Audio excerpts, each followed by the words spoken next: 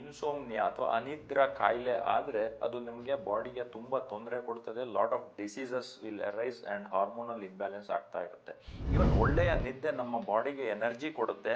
ಅದೇ ನಿದ್ದೆ ಸರಿಯಾಗಿಲ್ಲ ಅಂದರೆ ನಮ್ಮ ಬಾಡಿಯ ಎನರ್ಜಿ ಡ್ರೈನ್ ಆಗುತ್ತೆ. ಟೀ ಇರಬಹುದು, ಕಾಫಿ ಇರಬಹುದು, ಅಥವಾ ಬೇರೆ ಯಾವುದಾದ್ರೂ ಏರೇಟೆಡ್ ಡ್ರಿಂಕ್ಸ್ ಇರಬಹುದು, ಅಥವಾ ಕೋಲ್ಡ್ ಕಾಫಿ, ಮಿಲ್ಕ್ ಶೇಕು, ಇದೆಲ್ಲ ನಮ್ಮ ಬ್ರೈನ್ನ ಹೈಪರ್ ಆಕ್ಟಿವ್ ಮಾಡಿಬಿಡುತ್ತೆ.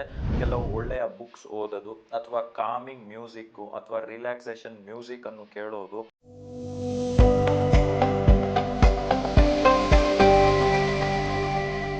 ನಮಸ್ಕಾರ, ನಾನು ಡಾಕ್ಟರ್ ಲಲಿತ್, ಆಯುರ್ವೇದ ತಜ್ಞ, ಸಂಪ್ರದಾ ಹಾಸ್ಪಿಟಲ್ ಬೆಂಗಳೂರಲ್ಲಿ ಪ್ರಾಕ್ಟೀಸ್ ಮಾಡ್ತಾ ಇದ್ದೀನಿ. ಇವತ್ತಿನ ವಿಷಯದಲ್ಲಿ ನಾವು ಒಂದು ವೆರಿ ಗುಡ್ ಟಾಪಿಕ್ ಬಗ್ಗೆ ಡಿಸ್ಕಸ್ ಮಾಡೋಣ. ಏನಂದರೆ, ಒಳ್ಳೆಯ ನಿದ್ದೆ ಬರಲಿಕ್ಕೆ ನಾವು ಏನು ಮಾಡಬೇಕು.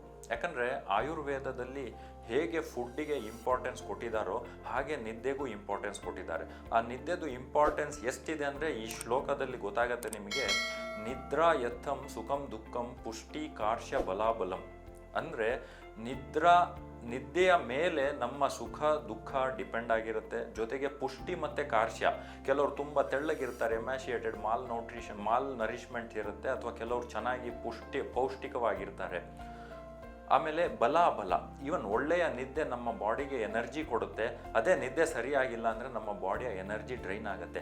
ಇದೇ ರೀತಿ ಒಳ್ಳೆಯ ನಿದ್ದೆಯಿಂದ 108 ಬೆನಿಫಿಟ್ ಇದೆ. ಅದೇ ನಿದ್ದೆ ಸರಿ ಬರಲಿಲ್ಲ ಅಂದರೆ ಇದು ಹೆಲ್ತಿಗೆ ಬ್ಯಾಡ್ ಇಂಪ್ಯಾಕ್ಟ್ ಮಾಡ್ತದೆ.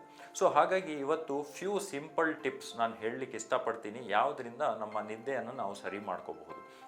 ಫಸ್ಟ್ ಆಫ್ ಆಲ್, ನಾವು ಮಲಗುವಂತಹ ಜಾಗ ಚೆನ್ನಾಗಿರಬೇಕು, ಅಟ್ಮಾಸ್ಫಿಯರ್ ಚೆನ್ನಾಗಿರಬೇಕು. ಇದು ಮೇಯ್ನ್ ಇಂಪಾರ್ಟೆಂಟ್ ಫ್ಯಾಕ್ಟರ್ ಒಂದು ಒಳ್ಳೆಯ ನಿದ್ದೆ ಬರಲಿಕ್ಕೆ. ಎರಡನೇದು, ನಾವು ಯಾವಾಗ ಮಲಗಕ್ಕೆ ಹೋಗ್ತೀವಿ ಅದ್ರ ಮುಂಚೆ ಒಂದು ಅಟ್ಲೀಸ್ಟ್ 5 to 6 hours ಬಿಫೋರ್ ನಾವು ಎಂಥದ್ದೇ ಆದ ಸ್ಟಿಮ್ಯುಲೆಂಟ್ಸ್ಗಳನ್ನ ತಗೋಬಾರ್ದು. ಸ್ಟಿಮ್ಯುಲೆಂಟ್ಸ್ ಅಂದರೆ ಟೀ ಇರಬಹುದು, ಕಾಫಿ ಇರಬಹುದು, ಅಥವಾ ಬೇರೆ ಯಾವುದಾದ್ರೂ ಏರೇಟೆಡ್ ಡ್ರಿಂಕ್ಸ್ ಇರಬಹುದು, ಅಥವಾ ಕೋಲ್ಡ್ ಕಾಫಿ, ಮಿಲ್ಕ್ ಶೇಕು, ಇದೆಲ್ಲ ನಮ್ಮ ಬ್ರೈನ್ನ ಹೈಪರ್ ಆಕ್ಟಿವ್ ಮಾಡಿಬಿಡುತ್ತೆ. ಆಮೇಲೆ ಈ ಏನು ಮೆಲಟನಿನ್ ಪ್ರೊಡಕ್ಷನ್ ಆಗುತ್ತೆ ನಮ್ಮ ಬ್ರೈನಲ್ಲಿ, ಅದನ್ನು ಡಿಸ್ಟರ್ಬ್ ಮಾಡಿಬಿಡುತ್ತೆ. ಸೊ ಇದರಿಂದ ನಮಗೆ ನಿದ್ದೆನೂ ಬರೋದಿಲ್ಲ. ಜೊತೆಗೆ ನಾವು ಮಲಗಕ್ಕಿಂತ ಮುಂಚೆ ಯಾವಾಗಲೂ ನಾವು ಲೈಟ್ ಡಿನ್ನರ್, ಅಂದರೆ ಒಂದು 2-3 hours ಬಿಫೋರ್ ಸ್ಲೀಪ್ ನಾವು ಒಳ್ಳೆ ಲೈಟಾಗಿ ಡಿನ್ನರನ್ನು ಮಾಡಬೇಕು. ಚೆನ್ನಾಗಿ ನೀರು ಕುಡಿಬೇಕು, ಫೈಬರ್ ರಿಚ್ ಫುಡ್ಡನ್ನು ತಿನ್ನಬೇಕು. ಸೊ ಇದೆಲ್ಲ ಮಾಡಿದರೆ ನಮ್ಮ ಹೊಟ್ಟೆ ಲೈಟಾಗಿರುತ್ತೆ. ಹಾಗಾಗಿ ಈ ಡೈಜೆಷನ್ ಆಗಕ್ಕೆ ಈಸಿ ಆಗುತ್ತೆ. ಜೊತೆಗೆ ನಮ್ಮ ನಿದ್ದೆಯನ್ನು ಚೆನ್ನಾಗಿ ಮಾಡುತ್ತೆ ಇದು.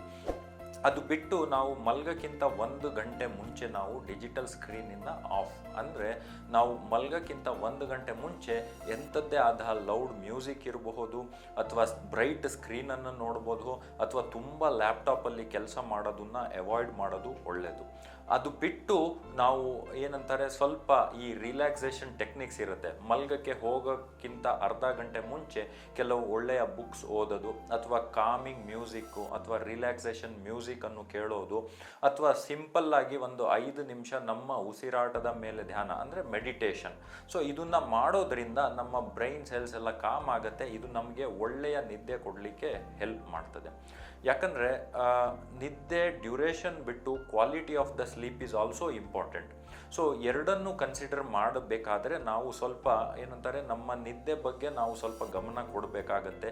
ಯಾವುದು ನಮ್ಮ ನಿದ್ದೆಯನ್ನು ಹಾಳು ಮಾಡ್ತಾ ಇದೆ ಅದನ್ನು ನಾವು ಅವಾಯ್ಡ್ ಮಾಡ್ಕೊಳ್ಳೋದು ಒಳ್ಳೆಯದು. ಯಾಕಂದರೆ ಈ ನಿದ್ದೆ 1 ದಿನ 2 ದಿನ ಅಲ್ಲ, ಕಂಟಿನ್ಯೂಸ್ ಆಗಿ ಈ ಇನ್ಸೋಮ್ನಿಯಾ ಅಥವಾ ಅನಿದ್ರ ಕಾಯಿಲೆ ಆದರೆ ಅದು ನಿಮಗೆ ಬಾಡಿಗೆ ತುಂಬ ತೊಂದರೆ ಕೊಡ್ತದೆ. Lot of diseases will arise and hormonal imbalance ಆಗ್ತಾ ಇರುತ್ತೆ.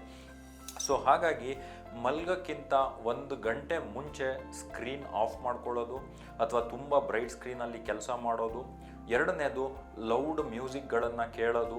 ಮೂರನೇದು, ನಾವು ಸ್ವಲ್ಪ ಮಲಗಕ್ಕಿಂತ ಮುಂಚೆ ರಿಲ್ಯಾಕ್ಸೇಷನ್ ಟೆಕ್ನಿಕ್ಸ್ನ ಅಳವಡಿಸ್ಕೊಳ್ಳೋದರಿಂದ, ಆಮೇಲೆ ಲೈಟ್ ಊಟ ಮಾಡೋದ್ರಿಂದ, ನೀರು ಚೆನ್ನಾಗಿ ಕುಡಿಯೋದರಿಂದ, ಜೊತೆಗೆ ಈ ಸ್ಟಿಮ್ಯುಲೆಂಟ್ಸ್ನ ಅವಾಯ್ಡ್ ಮಾಡೋದ್ರಿಂದ ಸಾಮಾನ್ಯವಾಗಿ ತುಂಬ ಜನರಲ್ಲಿ ನಿದ್ದೆಯ ಕ್ವಾಲಿಟಿ ಹೆಚ್ಚಾಗ್ತಾ ಹೋಗುತ್ತೆ, ಕ್ವಾಂಟಿಟಿನೂ ಚೆನ್ನಾಗಾಗ್ತಾ ಹೋಗುತ್ತೆ.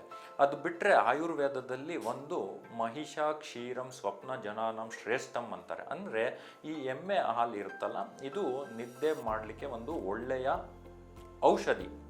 ಸೊ ಹಾಗಾಗಿ ತೀರಾ ನಿದ್ದೆ ಬರಲಿಲ್ಲ ಅಂದರೆ ಇದನ್ನು ನಾವು ಸೇವಿಸ್ಬೋದು ಮಲ್ಗಕ್ಕಿಂತ ಒಂದು ಅರ್ಧ ಮುಕ್ಕಾಲು ಗಂಟೆ ಮುಂಚೆ.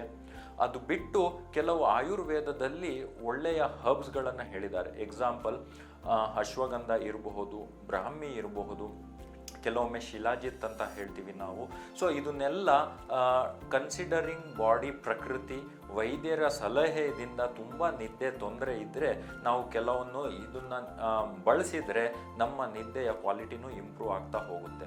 ಸೊ ಬೇಸಿಕಲಿ ನಮ್ಮ ನಿದ್ದೆ ಕ್ವಾಲಿಟಿ ಅಥವಾ ಕ್ವಾಂಟಿಟಿ ಚೆನ್ನಾಗಿರ್ಬೇಕಂದ್ರೆ ನಾವು ಒಂದು ನಿದ್ದೆ ಮಲ್ಗೋಕ್ಕಿಂತ ಮುಂಚೆ 3-4 ಅವರ್ಸ್ ನಾವು ಅದನ್ನು ಪ್ಲ್ಯಾನ್ ಮಾಡಬೇಕಾಗತ್ತೆ. ಸೊ ಹಾಗಾಗಿ 1 ಗಂಟೆ ಮುಂಚೆ ನಾವು ಎಷ್ಟು ರಿಲ್ಯಾಕ್ಸಿಂಗ್ ಇರ್ತೀವೋ, ಎಷ್ಟು ಕಾಮ್ ಮ್ಯೂಸಿಕ್ ಕೇಳ್ತೀವಿ ಅಥವಾ ಕೆಲವು ಬುಕ್ಸ್ ಓದ್ತೀವಿ ಅಥವಾ ನಮ್ಮ ಒಳ್ಳೆ ಅಟ್ಮಾಸ್ಫಿಯರ್ ಇರುತ್ತೆ, ಸ್ವಲ್ಪ dark atmosphere which will stimulate ನಮ್ಮ ಬ್ರೈನಿನಲ್ಲಿ ಮೆಲಟೋನಿನ್ ಪ್ರೊಡಕ್ಷನ್ ಆಗಲಿಕ್ಕೆ ಸ್ಟಿಮ್ಯುಲೇಟ್ ಆಗ್ತದೆ.